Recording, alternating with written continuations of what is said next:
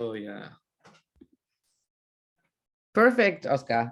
And then you at the end you receive a link, and then you can send the link in the WhatsApp chat or whatever. Or Yeah, I think probably the file is gonna be too heavy to send it on WhatsApp. So I'm probably just gonna post it on YouTube and send you a link, and then you can see it there, I guess. oh yeah, perfect. Yeah. Yeah. So but you will post send the link via WhatsApp. Sure. Yeah. Okay, perfect. Sounds great.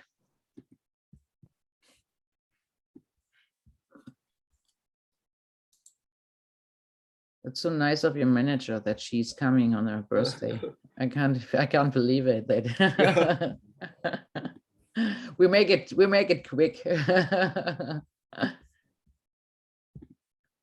So meanwhile, I try to set up some power slides.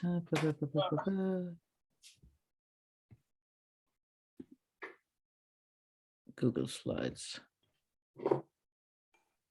Here.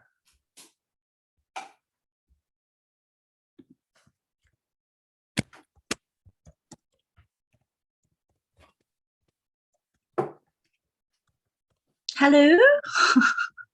Hello. Sorry. Hello. Sorry, guys. No problem. Okay. Happy birthday. Oh, thank you. That's so nice of you to giving us an interview during your birthday. Of course. Anything for Oscar. How's everyone doing? How are you guys? Good, good. Good. Yeah. Good. So shall we start? Yeah. Okay. So, well, I already told Lara here a little bit about of what we were going to ask her, and like the kind of things that we want to learn from her and from her hard work. So, does anyone want to start with a question, or? I can start. Yeah. I put some in the Google Doc. So so there are 7 questions, and if it's too much, so let me know. Go for it. I just hope that I have answers that are useful to you guys. Okay, I'm pretty sure. So so Oscar already let you know that what measurements you had to face during the COVID or whatever. Pandemic. So my first question was, what was the first adjustments you made during COVID-19? Definitely the first adjustments we had to make were, oh, that's tough. I'm sorry, let me just go back for a second. Yeah, so long ago. A long time ago.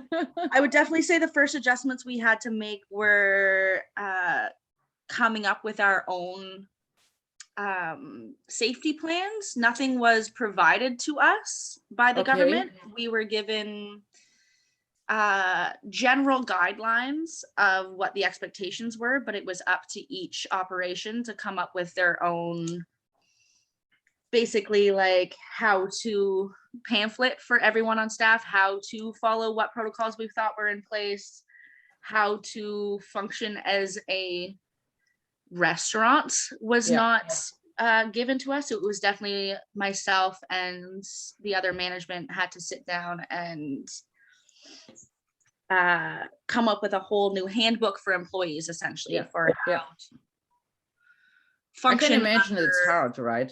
It was very much left up in the air. It was very much something that every restaurant manager had to pull out of nowhere, pull out of advice from other restaurant owners, pull out of advice from other managers. It was definitely not on the government to provide anything to us. So our first step was trying to figure out how to put rules in place, what the rules should be, how to guide our employees, and basically how to set up a plan of reopening. Essentially, what was happening, a plan of reopening that would be within the guidelines that the healthcare from the province had actually given us, which was very minimal. Yeah. So they only said you have to close, and they didn't guide you how What? to open it? Or No, what they Okay. said was like we were forced to close down at the beginning of it. That was Yeah. enforced on it. But the only rule that they gave when we were allowed to reopen was that you needed to provide, literally the wording was, you are now responsible to provide your employees with guidelines.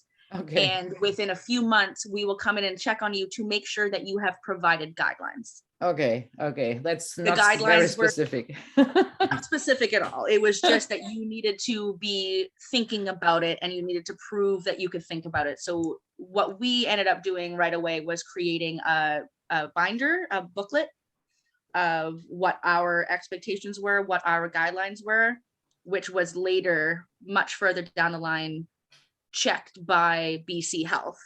Okay. Just that we had it was essentially Okay. what we did. Yeah. Perfect. So because was there, I can't remember, there was when whatever the pandemic started, there was this transition process, right, where nobody, so there you still were allowed to open, right? What was the specific? It was sometimes in mid So- and March, right? Yeah. So what Okay. happened right away is that we had to shut down. We were forced to shut down right away. Oh, And okay. then we were like completely, the entire business was shut down. Oh, And then we were allowed to open for takeout. So okay. that okay. was a big transition that we had as a restaurant, as a pub. Takeout was never really a large part of our business. Yeah.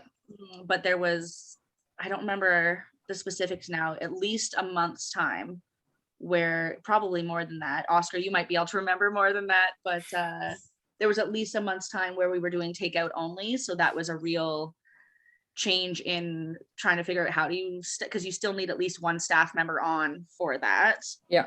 Wasn't it like a take-on only and patio? Oh yeah, and we could do Yes. the patio service as well. Yeah, that's Yeah. right. We just Yeah. couldn't do indoor dining. That's right. That's right. Yeah. Yeah, and So I you think that yeah, you set up the patio, Yes. or We just it couldn't was have already anyone. set up? The patio was already set up. The city Okay. did give us permission eventually. It wasn't right away, but they gave us permission eventually to expand our patio. Yeah.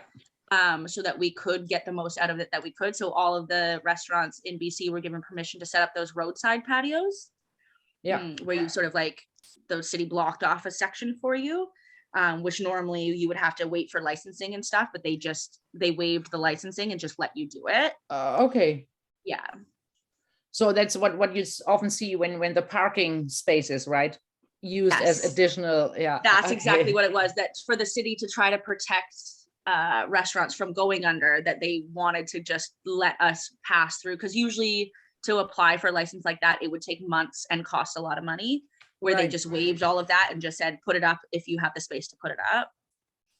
But Yeah. was there also some restrictions that you have to put up some fences, or because then I Yes, see we it- needed to have, the city provided us with reflective signs, sort of, and you had to have a perimeter around it, like it needed to be surrounded. They did not regulate what the perimeter was. Ours was a Okay. very flimsy wooden structure. but- okay. So long as you made it clear that there was the road and then there was the seating, was all Okay. they needed. Yeah. Okay, but was it in terms of investment? Was it so for your already shaken because of the COVID and the closure? Was it an extra investment to invest? Yes. Yeah. Yes, this was all out of pocket. At this point, they were only offering subsidies for wages, and they were only beginning to discuss what that would look like. Yeah. We didn't get any subsidies for any of the infrastructure that we had to put into place. So the patio construction was on us, all of the dividers and any kind of infrastructure that we needed to put into place for safety reasons was not covered by anyone but the business. Wow. Yeah. That sounds pretty tough times, right? Very much, yes, Yeah. very much. I have a We were lucky question. enough to at least have the space to have the patio, so Yeah. we were better than some. What was that, Oscar? Yeah. Now that you guys are not aware, but the pub is it's a big pub. We have like the capacity is like almost 160 people. It's 177. Oh, back okay. up now. Yeah. So it's a big location, and like transitioning from that capacity to when the patio was like fully operational was like only 7 tables, Yes. which leave us So- with not even a quarter of capacity. Yeah. Not yeah. even No. close to full Not capacity. even close to that. So my question is like, how did we survive? I mean, we survived largely because we received wage subsidies.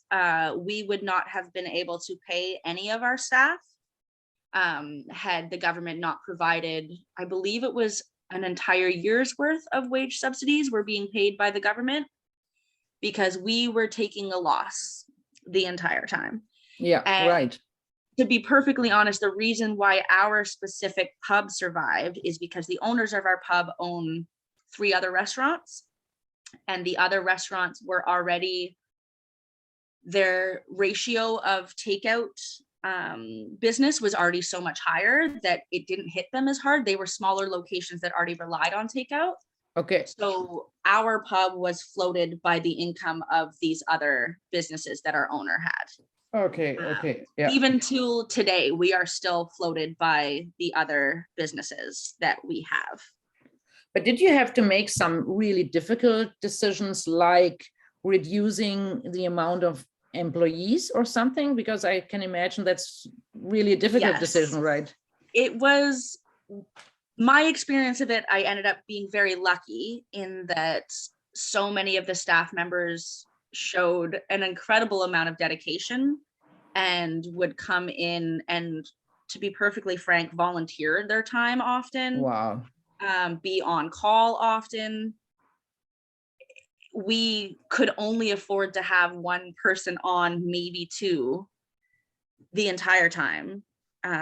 So the fact that we didn't lose all of our employees, it was incredible. That's why most of the restaurants that went under, because it's hard to maintain a staff that relies on tips when the tips are done. Yeah. And Yeah. then you can only offer your full-time staff, 1 shift, and then have them be on call or have them be volunteering their time. We got very lucky. The answer to that is that we had a really good team.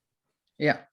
Very Wow. generous time, and we scraped by. So Yeah. you really stick together, right, as a team? Yes. Yeah.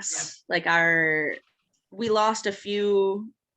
I would say we had a few new hires. We had maybe 3 losses during this time, and that kind of turnover is unheard of in this Wow. industry. So I have to credit, I think it's really important to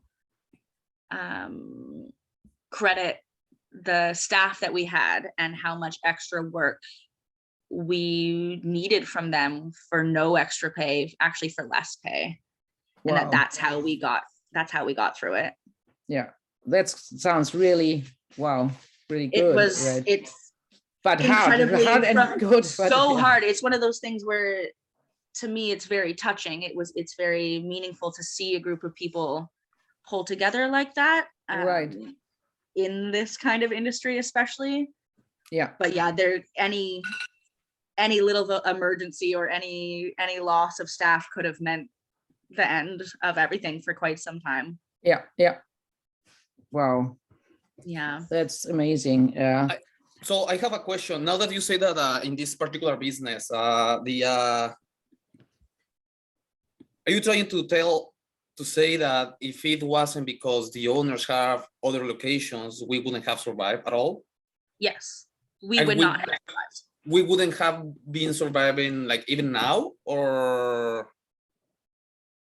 Yeah, we would have closed in 2020, for sure. And even till like this fall, the wage subsidies ended, I think it was in August.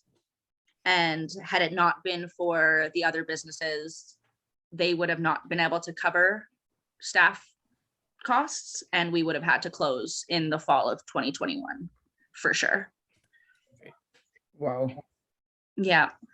I have a question. Now that the pretty much all of the restrictions are lifted, do you think that now the restaurant might not rely on other restaurants' cash flow? Yes, I do think that I'm hoping, and I do believe, because of the unique position that this particular pub has, the size that we are, and the fact that we, before the pandemic, relied almost entirely on our monthly income on large groups and events. Now that the restrictions are over, our actual business, what we used to flourish on, we can now have back. So now we can go back to hosting, sports team events, wedding events, wakes and memorials, and work events, and all of these things. Now that the restrictions are gone, I see no reason why we can't get back to what the sales were in 2019, so long as we can recover the customers that were lost during that time, because being a neighborhood pub, we rely on the community around us. So what we're hoping is that now that the restrictions are gone and we can accommodate these large parties, that community will come back to us, and that things will continue to. I'm really aiming for this summer to be the same sales goals as 2019. And I have a question, because you said that you have these customers and neighborhood. And so did you, during COVID, so even if it was not the space you had before, but some people were allowed on the patio, and did you adjust your your product of or your variety of products, or did you do some special family events or something to keep the customers, or was it not possible? We really did not change much, unfortunately, because of, at the same time that business went down, the cost of supplies went up. Yeah. So unfortunately, we actually had to raise prices, and do less specials, we had to get more bang out of every buck that we could get. So it really just came down to, well, everything was so restricted. We were really relying on, again, the staff creating and maintaining these personal relationships, creating new regulars, trying to hold on to those regulars, trying to foster the relationships that we could maintain, because we do have quite a few regulars that stuck with us through the entire thing. We're still coming in every week.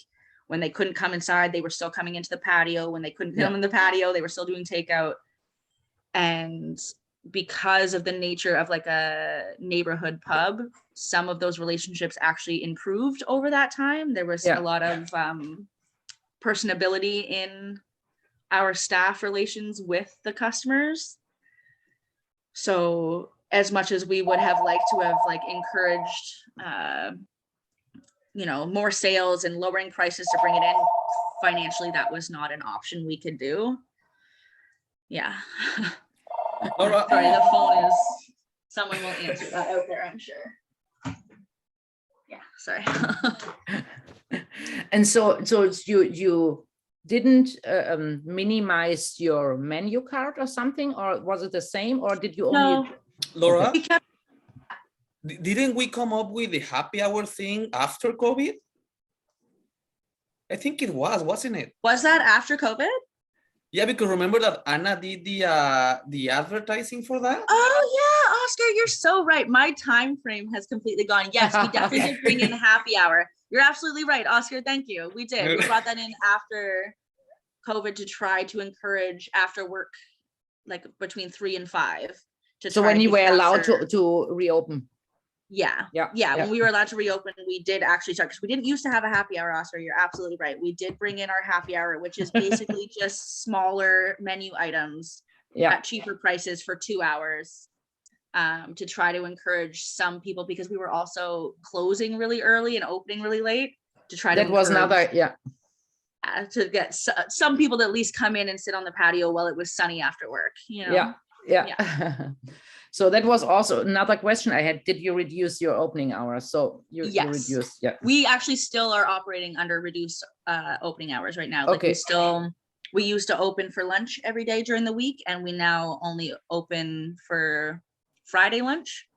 And then the weekend we start at 3 still, which we're hoping to expand now that things are reopening, but we have to wait and see how that goes. Okay. Yeah. But early closing in the evening, so that's the same, or? Yeah. So we used to, God, it seems so long ago now. I On think we the used to, weekends, sorry, we Oscar? used to close at 11, right? Yeah, now we weekdays. close at 10 on weekdays still. Okay. We have been discussing trying to extend those hours, but because of staffing issues, especially in the kitchen, we haven't gotten to the point yet where we can re-extend those hours in the evening. Because it's still quite hard. The number of people that left the industry because of the instability of it, it's really hard to keep kitchen staff right now. And we, because of the license we're on, we can't be open for the bar without the kitchen being open. So that creates some blocks, you know. Yeah.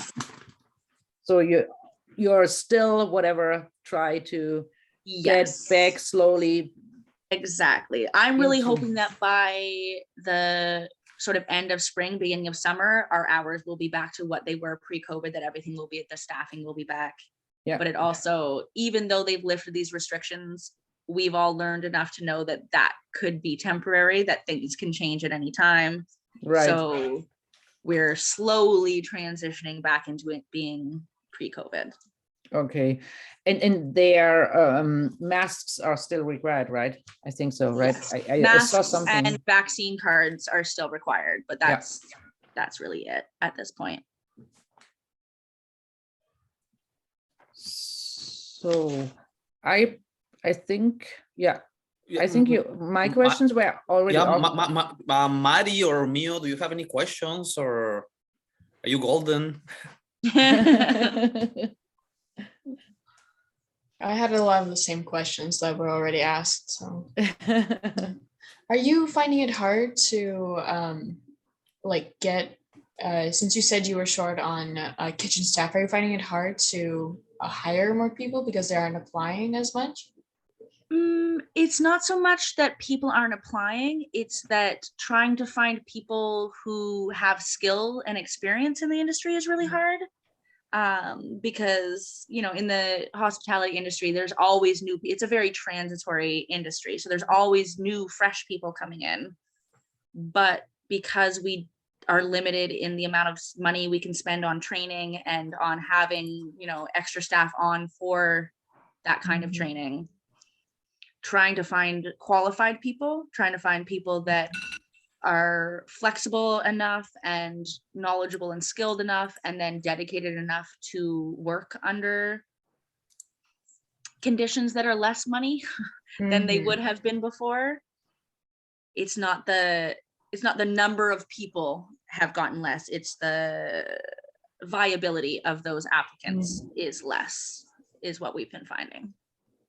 Yeah.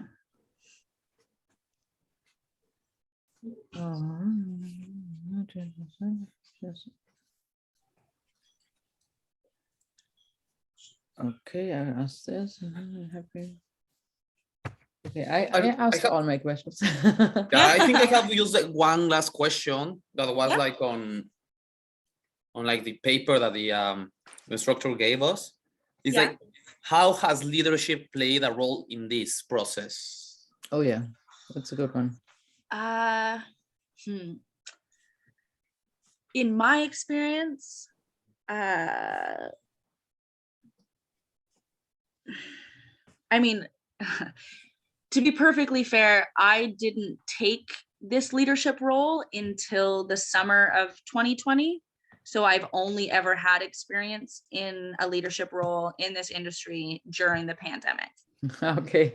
So my perspective on it is quite specific, but in my experience of it, because of how insecure things were, because of how constantly in flux things were, and because things were constantly changing, no one was sure, everyone was extra anxious just in the world. Everyone's, you know, your money is being affected, your lifestyle is being affected, everything's being affected. That in my experience, it meant that leadership had to be a lot more people focused, a lot more compassionate and empathetic and communicative, and you were dealing less with a capitalist structure and more with a people structure. It was more about making sure that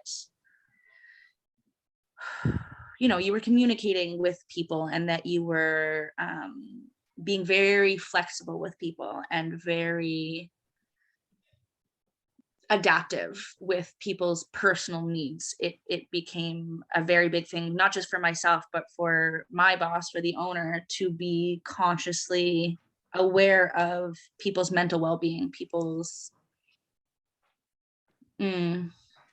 emotional and mental needs, which I don't think was the case. I mean, in hospitality, people are the most important thing always, but in hospitality, when people's livelihoods are being threatened and when people's health and safety are being threatened, it becomes the entire job. It becomes an everyday part of leadership is, interpersonal mediation, interpersonal care, a generosity of emotion, like, and that went both ways, that was fostered. Did someone say hello? Oh, I'm just on a thingy, I'll be with you in a second.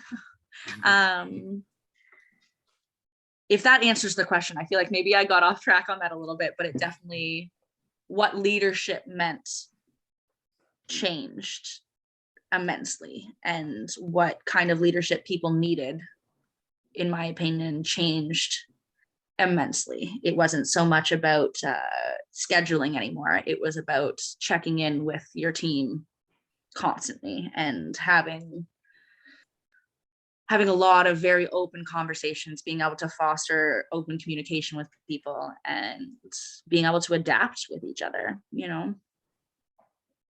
Yeah. It definitely made it more difficult to lead in every way. Yeah. For sure. Yeah. But it was definitely less profit oriented, right? So yes. It yes. was, so that was the idea of profit was kind of about profit, and we all discuss profit. We all discuss with each other the business, but it was more of a pass or fail situation. It was either we survive or we don't. It wasn't so much about how are our sales, it's, are we still able to make any sales, pass or fail? Yeah. Which definitely,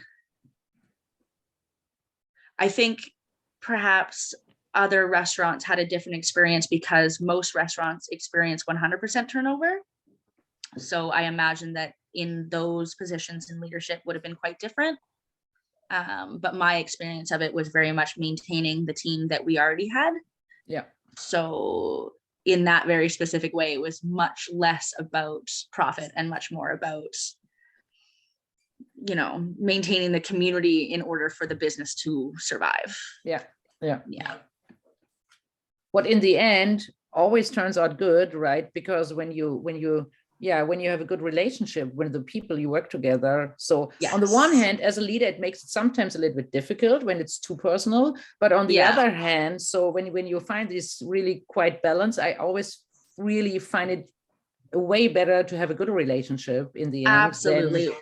Well, and it's one of those things that the payoff of that personality-based thing that happened, the payoff of that is that we still to this day have one of the best teams I've ever seen in the industry. The commitment that we have to each other and to the business, the care, the sense of togetherness, because we all survived it together, and we all took a certain amount of the responsibility on our shoulders for this business. That you can't buy that. Like, there's no other, it's such a unique thing to come out of an experience like that, for sure.